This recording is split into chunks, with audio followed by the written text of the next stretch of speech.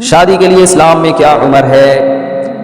نبی صلی اللہ علیہ وسلم نے بالغ ہوتے ہی نکاح کا حکم دیا ہے۔ بالغ کا مطلب جب نائٹ فال ہو جائے کسی شخص کو، اور لڑکی کو جب مینسز آنا شروع ہوں تو 15 سال میں لڑکے بالغ ہو جاتے ہیں، اور لڑکیاں 13 سے 14 سال کی عمر میں بالغ ہو جاتی ہیں۔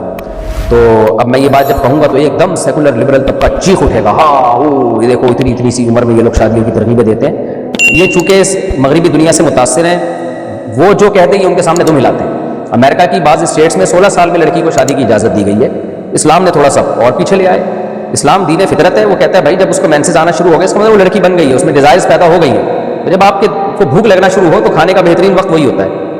تو اسی طرح نبی صلی اللہ علیہ وسلم کی بخاری مسلم کی حدیث ہے، یا معاشر الشباب من استطاع منکم الباءۃ فلیتزوج، اے نوجوانوں، نوجوانی کی عمر بلوغت کے وقت شروع ہو جاتی ہے، جو 15 سال یا 14 سال عمر ہے نا، اس میں شروع ہو جاتی ہے نوجوانی کی عمر۔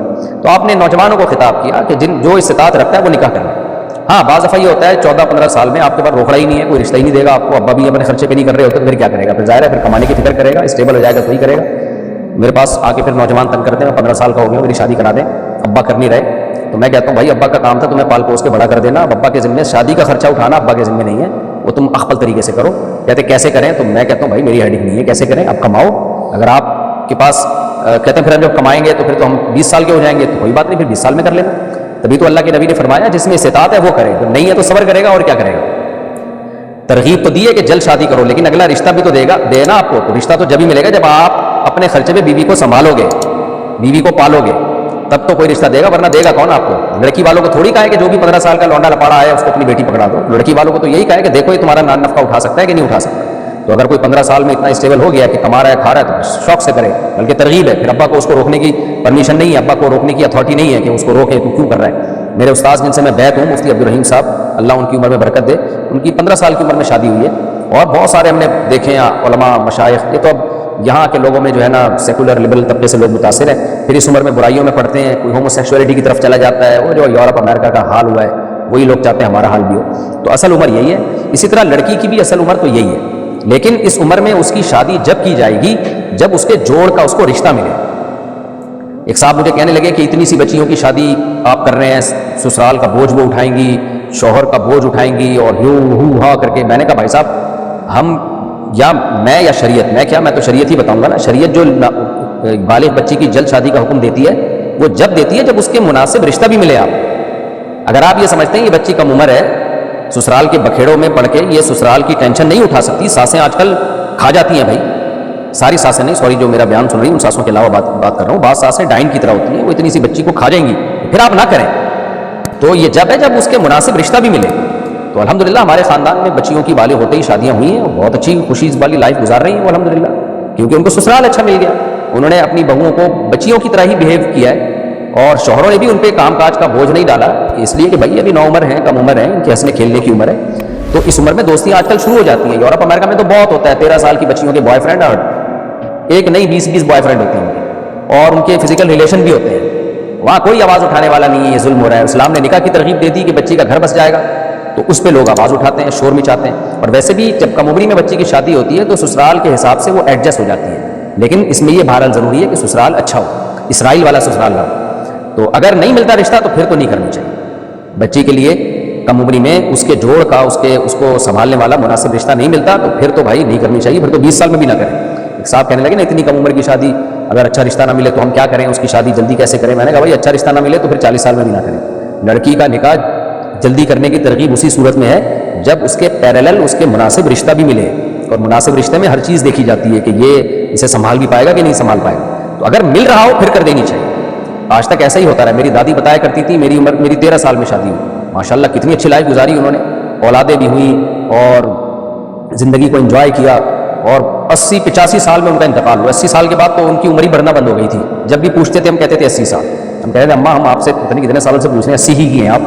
تو ایسی صحتیں تھیں ان لوگوں کی ماشاءاللہ۔ تو اب ہمیں سارا فطرت سے بغاوت پہ لے جا کے ہمیں برباد کر دیا۔ البتہ یہاں ایک سوال ہوتا ہے بھائی پھر تعلیم کیسے ہوگی، ایجوکیشن کیسے کمپلیٹ کرے گی؟ وہاں میں بار بار کہتا ہوں کہ باپ کا کام ہے بچی کو تعلیم دینا، جب رشتہ آ جائے تو سسرال کے حوالے کرے، اور سسرال کو بولے کمبخت تو پڑھائے گا اس کو، داماد کو بولے جیسے آپ کی بچی میڈیکل کالج میں پڑھ رہی ہے، اچھا رشتہ آ گیا تو باپ کو چاہیے اب اس کی شادی کر دے، اور سسرال سے بولے اب یہ بہو کا خرچہ بقیہ تم اٹھاؤ گے، میڈیکل کالج میں جو 2 سال رہ گئے بغیر تو یہ 2 سال کا خرچہ تم اٹھاؤ گے، کیونکہ تمہاری بہو بھی ہے، یا میری بیٹی ہے جب تک میرے گھر میں تھی میں نے پڑھایا ہے، اب تم جیسے بغیرت استغفر اللہ یعنی تم لوگوں کے گھر میں جا رہی ہے تو اب بقیہ خرچہ تم اٹھاؤ گے۔ اگر وہ اٹھانے پر ایگری ہے اس کا مطلب خاندانی لوگ ہیں، لیکن بے شرم لوگ آج کل تیار نہیں ہوتے، ان کو ریڈی میڈ ڈاکٹر چاہیے، وہ چاہتے ہیں انویسٹمنٹ باپ کی ہو اور ڈاکٹر بننے کے بعد پیڑے ہم کھائیں۔ ایسے بغیرت لوگوں میں شادی کرتے کیوں ہیں؟ اچھا بھائی، اچھا میرے بھائی، آئی بروز کے بال اگر زیادہ لمبے ہوں تو ان کو کینچی سے تھوڑا سا تراش لینا کیسا ہے؟ نہیں جی، آئی بروز کے بالوں کو تراشنا جائز نہیں ہے، البتہ اگر کوئی بال خراب ہو گئے ہوں، جیسے بعض لوگوں کے بال کسی بیماری کی وجہ سے یا ویسے ہی وہ وائٹامن شیٹامن کی کمی ہو جاتی ہے، آڑے ترچھے کانٹوں کی طرح ٹیڑھے میڑے ہو جاتے ہیں، تو ان کو سیدھا کرنے میں میرا خیال ہے کوئی حرج نہیں ہونا چاہیے، کیونکہ حدیث میں جو آئی بروز بنانے کا حکم دیا، بنانے سے روکا گیا ہے وہ اس لیے کہ اللہ کی تخلیق کو بگاڑا نہ جائے۔ ہر شخص کو اللہ نے ایک خاص قسم کی آئی بروز دی ہے، اس میں ڈینٹنگ پینٹنگ کر کے کوئی چینجنگ نہ کریں، جیسے خواتین بیوٹی پارلر میں جا کے باریک بنا لیتی ہیں، دیکھنے میں بری بھی لگتی ہے وہ، تو حرام ہے، ناجائز ہے۔ لیکن اگر کوئی بال آڑا ترشا ہو گیا ہے، بہت زیادہ ادھر ادھر جا رہا ہے، تو اس کو کاٹ لینے میں میرا خیال ہے کوئی حرج نہیں ہونا چاہیے۔ جو ہم نے علماء کرام سے سنا ہے وہ اس کی اجازت دیتے ہیں، کیونکہ یہ چیز پھر تغییر خلق اللہ میں آتی نہیں ہے، یعنی اللہ کی تخلیق کو بگاڑا نہیں جا رہا بلکہ سنوارا جا رہا ہے۔